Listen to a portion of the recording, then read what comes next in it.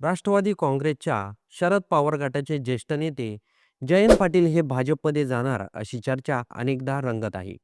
मात्र प्रत्येक वेळी जयंत पाटील यांनी स्वतः समोर येत चर्चा स्पष्ट खंडन केलं. मी राष्ट्रवादीतच राहणार असं त्यांनी ठामपणे सांगितलं. पण आता या सगळ्या चर्चेला एकदम वेगळं वळण मिळालं आहे. राष्ट्रवादी काँग्रेसच्या अजित पवार गटाचे माजी खासदार संजय काका पाटील यांनी जयंत पाटील यांच्याबद्दल मोठा गौप्यस्फोट केला आहे. आणि या वक्तव्यामुळे राजकीय वर्तुळात एकच खळबळ उडाली आहे. संजय काका पाटील यांनी थेट आरोप केला आहे की जयंत पाटील हे स्वतः भाजपमध्ये जाण्यासाठी आग्रही होते. इतकंच नाही तर भाजपमध्ये जाण्यासाठी त्यांनी अनेक वेळा उंबरे झिजवले आणि याचा मी स्वतः साक्षीदार आहे, असंही त्यांनी ठामपणे सांगितलं आहे. हा आरोप फक्त राजकीय नाही, तर थेट जयंत पाटील यांच्या प्रतिमेवर परिणाम करणार आहे.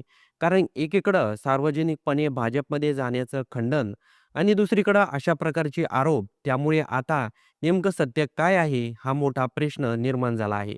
या सगळ्या वादाला सुरुवात झाली ती सांगली जिल्हा परिषद निवडणुकीनंतर, जिथे अध्यक्षपदाच्या निवडीनंतर राजकीय समीकरण बदलली आणि त्याचं वेळी जयंत पाटील आणि संजय काका पाटील यांच्यात थेट शब्दयुद्ध सुरू झालं. जयंत पाटील यांनी संजय काका पाटील यांच्यावर टीका करताना असं म्हटलं होतं की त्यांना आपणच भाजपसोबत पाठवलं होतं आणि हाच मुद्दा पकडत संजय काका पाटील यांनी जोरदार पलटवार केला. ते म्हणाले की जयंत पाटील यांनी जर खरंच मला भाजपसोबत पाठवलं असेल तर त्यांनी त्यांच्या मुलाच्या डोक्यावर हात ठेवून शपथ घेऊन ते सिद्ध करावं. इतकंच नाही तर त्यांनी इशाराही दिला आहे.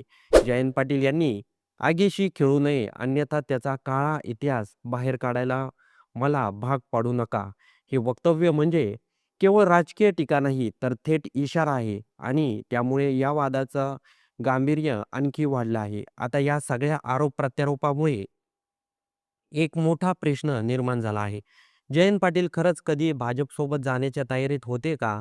की की हा सगळा राजकीय दबाव टाकण्यासाठी केलेला आरोप आहे. राजकारणात अशा प्रकारचे आरोप नवीन नाहीत. पण जेव्हा दोन मोठे नेते एकमेकांवर थेट आणि वैयक्तिक स्वरूपाचे आरोप करू लागतात, तेव्हा त्याचे दूरगामी परिणाम होऊ शकतात.